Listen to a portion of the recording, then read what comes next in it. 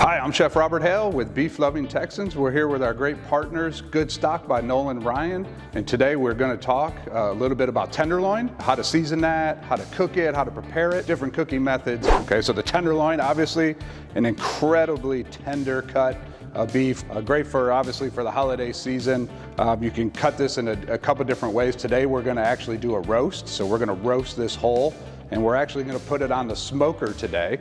So you can do it two different ways. If you have a smoker, that's great. Obviously, you're going to get some more of that traditional smoke type flavor that you're using. You could do that, or you could just do it in an oven. You could roast it in the oven, no problem there. So one thing I'm going to do is first I'm going to season this, right? So we need to make sure that we have this nice and seasoned, salt and pepper, maybe a few other things if you have, fresh herbs.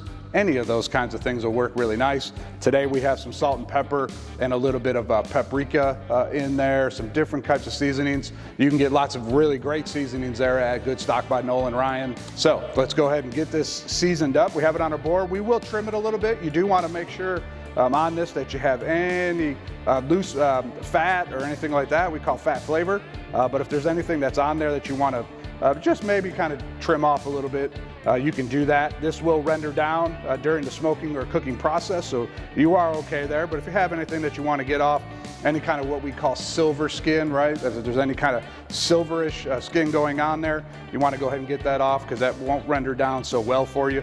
But this looks really, really clean. The folks at Goodstock make sure this is clean and ready to take home and use right away. So we got this. We're going to just kind of get that off our board right there, and we're going to go right to the seasoning process there. So what we do on seasoning first is we're going to oil this. So I got some olive oil right here.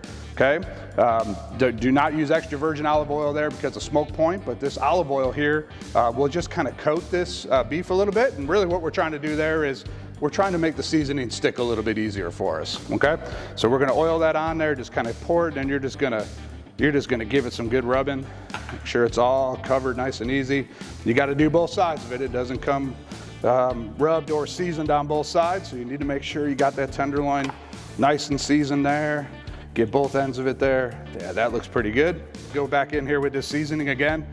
Okay, so make sure when you got your seasoning here, you can go as much as you want on there. That's obviously to your liking, but don't be afraid to put seasoning on there, okay? The beef can take it.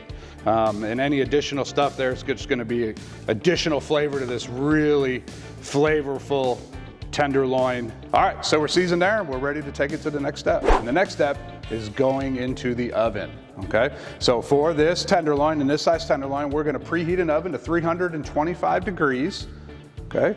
We're gonna put this tenderloin, we're gonna get a really nice baking dish here with a rack in the bottom, okay? You wanna make sure you have a rack, keep it off the very bottom here that allows airflow to go throughout this baking vessel. So really good, really important step. If you don't have that, you know, you can put some vegetables or maybe something like that down on the bottom just to get off there, but a wire rack really works well. We're gonna take this again, we had it seasoned up. Again, don't be afraid to season it like we talked about a little bit ago. In goes that tenderloin. It's right there on that rack. It's happy on the rack, and it's gonna go right in an oven again, 325 degrees. We're gonna put that in there. We're gonna shut the door. We're not gonna keep peeking in there. We're just gonna let it do its thing, okay? And you're gonna get that up to about 135 degrees, okay? So 135 degrees, and you're gonna use one of these. Okay, so you're gonna take it out of the oven, you're gonna stick it into one of the thicker parts of this tenderloin, and it's gonna read. And hopefully it gets up to about 135. If it's under 130 or so, just go ahead and put it back in. 135, you're gonna let it rest. When you pull it out and it's all done, you're gonna let it rest for about another 10 to 15 minutes, and it's gonna continue cooking a little bit, okay? So 135 is gonna get up to that 145 area, and it's gonna be perfectly done for you. You're gonna be very satisfied every time, especially again with this tenderloin that you'll have for your holiday celebrations. All right, so we have our tenderloin here. We're gonna go ahead and put this on the smoker. We got a preheated smoker. We got it up to 300 degrees. We got some really great mesquite wood in there smoking. So we're gonna go ahead and throw this on there. We're gonna put it on, and we are hoping it's gonna take about an hour and a half, okay? You're gonna get to that 135 degree doneness, and then we're gonna let it rest again for 10-15 minutes. It's gonna get up to 145 degrees.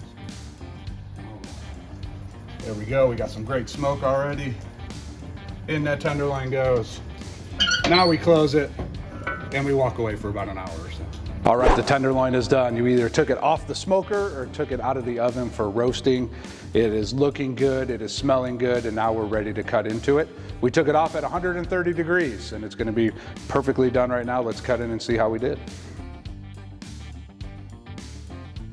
Gonna cut this portion off right here and we're gonna save that till later. Use that for some beef tips or something like that a little bit later, but here we go, slicing these tenderloins again, depending on how hungry you are and what size you want to have. You can have it half an inch, or 2 inches. It just depends on what you like. Let's go ahead and do that again against the grain. Try to have real nice even slices so we're not sawing it. You're down, you're back. There we go. That looks perfect.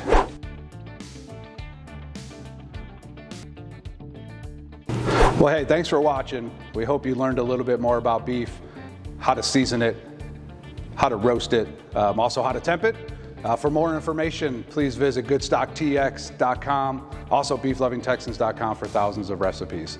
Happy holidays. I hope, again, that these recipes were something that you're able to use and get lots of good tips. Brought to you by Goodstock by Nolan Ryan.